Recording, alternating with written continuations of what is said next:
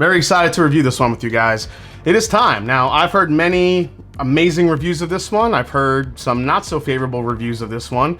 But either way, the hype for this one is real. Today, we review the Maker's Mark Cellar Aged Bourbon, the oldest expression ever released by Maker's Mark in 70 years. There's a lot to cover here. Let's discuss it, review it. We'll break it down. Stay tuned. It's the Mash and Drum.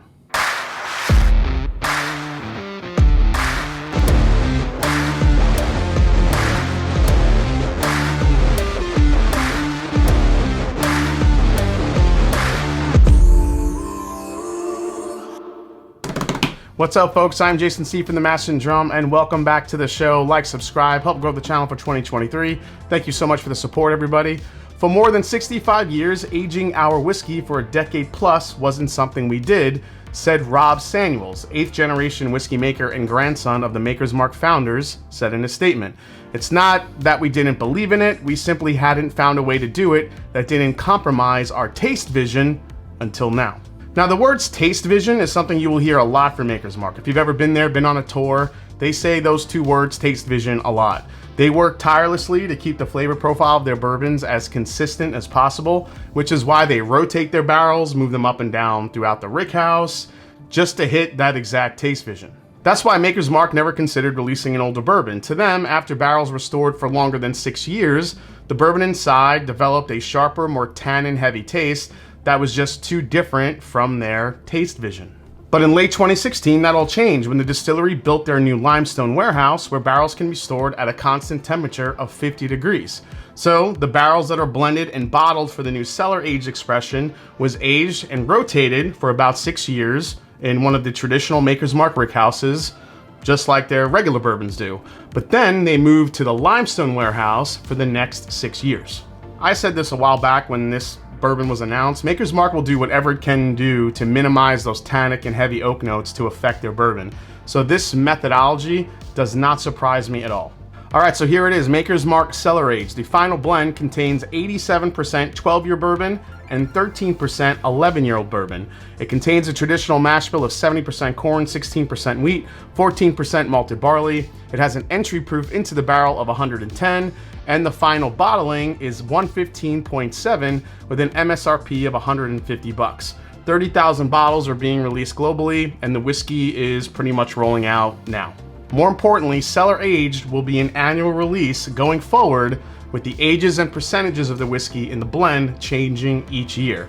So much like the Russell's 13 year from Wild Turkey that, releases each and every year, we don't know exactly what the ages are in that blend. We do know there's some older whiskey in there than just the 13 year would indicate. So this is going to be somewhat of the same thing. Annual release each year, different ages. We may see a 13 year, we may see 11, 10. Who knows how old these will get or what that blend will look like as we go forward. But more importantly, an annual release every single year. All right, so let's dive in. I tasted this one at a bar in Kentucky. If you guys follow my Instagram, I did post a picture of it. I posted a few little tasting notes here and there. The bottle was about halfway down. This is a fresh cracked bottle. So let's see what we get. So I think Maker's Mark off the nose did exactly what they wanted. You get some very sweet oak on the nose, but it is not oak forward or tannic in any sort of way. This is beautiful sweet oak, very, very toffee and butterscotch forward, which you guys know I love. Man, it is so sugary sweet. I mean, you can go into like vanilla cake, vanilla frosting. I don't know, it's got like this strawberry cherry thing going on. Again, the nose it's really confectionery. It goes from toffee, butterscotch, heavy sweet, powdered sugar. Like I said, like the oak is there, but it is not at all overpowering for a 12 and 11 year product. Mostly 12 year. All right, let's dive in. Here we go, guys. Cheers.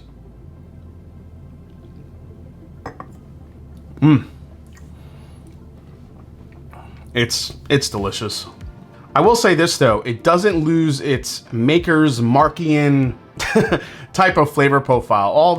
So I had a sip of Maker's Mark 101 before I did this. I just wanted to kind of get my palate used to Maker's Mark, and I still think there are some similarities there. I'll kind of do a quick compare here in a little bit, but this definitely starts out with those bright fruits. It's a little bit floral, but then it just goes into, again, that toffee butterscotch type note. I think some more baking spice kind of happens on the palate as well. You get a little more of like a baked cinnamon roll type thing. It's got that wheat funk that sometimes older wheaters can get. I feel like there's some of that in here. It's a hard note to explain, but when you've had ultra-aged wheaters, I don't know, there's like a funkiness to it that sometimes I get. I feel like I'm getting that in this. It's not like an old bottle dusty type of funk. It's more of I feel like it's from the wheat grain being aged so long. And if it is coming from the barrel, I still do think that Maker's Mark did whatever they can do to help minimize that, you know, to hit that taste vision that they know and love. But I tell you what, the magic of this bourbon, guys, the magic of this bourbon is the finish. That's where this bourbon shines. I love the palate of it, but the finish is where you get kind of these different flavors pop up. You start getting into a little bit of like a root beer, like that root beer barrel candy that, you know, I loved eating growing up. I love those things. I even still eat them today. If I go to like one of those old school candy shops, they have those, you know, the little sugar coated like root beer barrels. Love those candies. And that's what this is taking me back to, but it's mainly on the finish, not so much the front of the palate. The finish on it is great. I mean, it's long, it's got a good spice to it for a wheater. Man, yeah, you get all those sweet flavors up front. Like I said, you kind of get hit with a little bit of like that strawberry note to me up front, and then this thing just turns into butterscotch toffee. Once it hits mid palate, I think that's when it starts turning a little bit darker. So maybe more of like a dark cherry note. Again, those root beer candies, maybe a little bit of molasses type thing, you know, going on here too.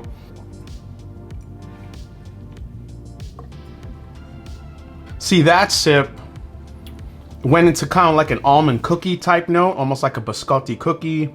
Man, this thing is just kind of all over the place, but I still maintain that the best part of this, I think, is the finish. The finish on this is glorious. It is so good. But again, it doesn't lose that Maker's Mark type profile that I think Maker's Mark fans love. I think there's a good Maker's Mark DNA there that you can still taste without going too far afield into the world of like oak and tannic oak and all that stuff that I think Maker's Mark is afraid of. So if that's what they were going for, they completely nailed it. So I have a glass here. So this is the Maker's Mark 101. This is the closest thing I had of the highest proof besides some of the private selects, but I didn't really want to bring that into the fold. I just wanted to try some pure Maker's Mark without any of the finishes, just to see how it compared. So, I mean, you're going to get a much more sweet oak impression on the cellar age, obviously. But when you kind of do this side by side, there are still a lot of similarities here. Like I said, if you're a Maker's Mark fan, the cellar age is not going to go off into some weird flavor profile you're not used to, and I think that's what Maker's Mark always strives for.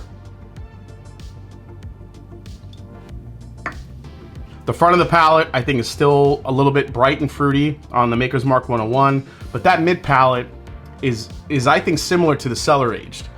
But the cellar aged has everything's amped up to like, you know, 1,000, where you get a little bit of toffee, some butterscotch note, very sweet, vanilla icing, all that stuff. But the biggest difference, like I said, guys, is that finish. The cellar aged finish with that molasses, root beery candy, a little bit of tannic oak, maybe even a bit of leather too, just really is what I think makes this bottle, you know, really stand out from the other Maker's Mark stuff that we've had. Now, whether it competes with the other Maker's Mark expressions that have come out, including the Cast Strength 101, Private Selects, the wood finishing series, I mean, you're fine to do that on your own. I may do that soon too, but I just think this is one of those bourbons where if you blind it, it may get lost, and you might just have to enjoy it by itself. But with that said, let's go to a final breakdown here. All right, final breakdown on the Maker's Mark Cellar Age. Price for this one, MSRP, 150 bucks. Secondary market value, this has gone crazy from the beginning. We saw prices, I think the first price I ever saw was 600. This has kind of come down to around 450, 400. I think the lowest I've seen it right now is about 350. So secondary market value, again, not to always harp on comparing it to Russell's 13, but it's very much in that realm where people are just going crazy for the first release, not realizing it's going to be an annual release. So just keep that in mind. Availability is going to be limited. Like I said, about 30,000 bottles are going to be made global for this one. I know a couple stores that I went to in Kentucky when I was looking for this bottle, they had only gotten 2 or 3 bottles, you know, per store. So there's a good amount out there, but I think per store, they're not getting a lot. Value for this one, so this one being mainly 12 years old, $150 MSRP. I think, you know, you're slightly above that $10 per year of aging price point. But since Maker's Mark has never really released a bourbon of this age, I think people are going to be clamoring to get this one. So I think value for this one, I'm going to say it's even. I'm not going to say it's a high value. I don't think it's a low value either. I think the flavors in here are differentiated enough that it's worth picking up a bottle, but I do like it at that $150 price point, so I'll say it's even. So what's the most I'd pay? So after tasting this is the second time tasting this. Man, I really do like it at 150. I'd probably go up to 200 to get this bottle. And the only reasoning why I say 200 is because it's the first Maker's Mark, you know, high aged expression that we've ever seen, you know, in a mass, you know, as far as a mass release.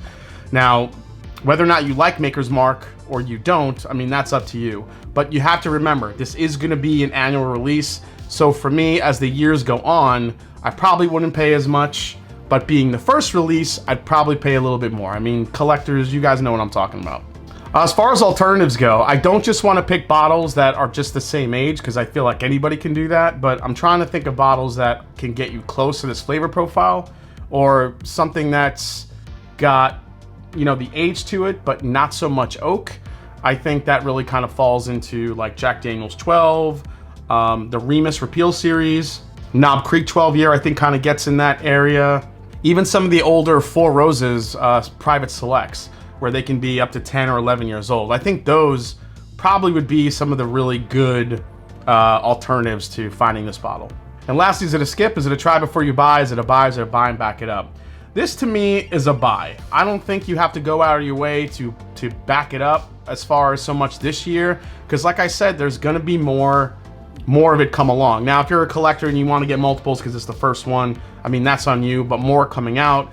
And then what's going to happen when next year's maybe has 13-year-old whiskey in it? Like, we don't know what's going to be coming down the pipeline.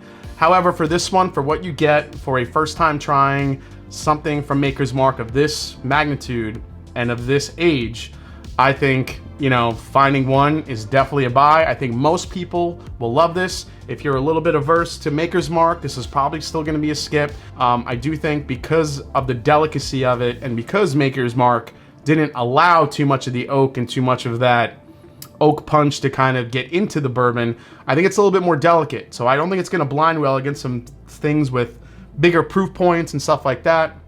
However, I think it's a fantastic release and might just be good enough just to enjoy on its own. All right, guys, I hope you enjoyed this review for the new Maker's Mark Cellar Age. Hope you enjoyed it. If you did, hit the subscribe button below. Please hit the like button. If you haven't yet, follow me on Instagram. Let me know if you've had this one, what you think of it. Always love hearing your opinions.